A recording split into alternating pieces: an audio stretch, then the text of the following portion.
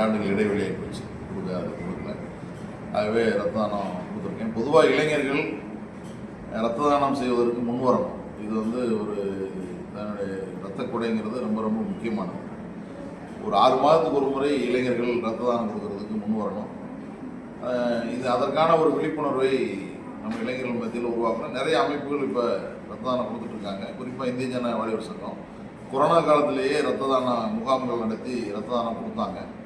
ஆகவே அந்த அமைப்பினுடைய அங்கத்தினராக நான் இருந்தபோது தான் ரத்த தானத்தை முதல்ல துவக்கணும். ஆகவே இது இந்த சமூகத்திற்கு மிக முக்கியமானது.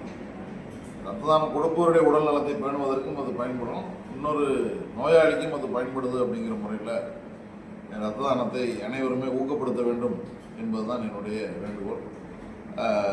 ஆகவே நம்ம ரத்த தானத்தை ஒரு இயல்பான ஒரு வேலையாக தான் என்னுடைய வேலைகளில் இது இடையில என்ன வேலைகள் குறுக்கிட்டாலும் இது ஒரு ரொட்டீனாக வேலையாக தான் நான் பார்க்குறேன்.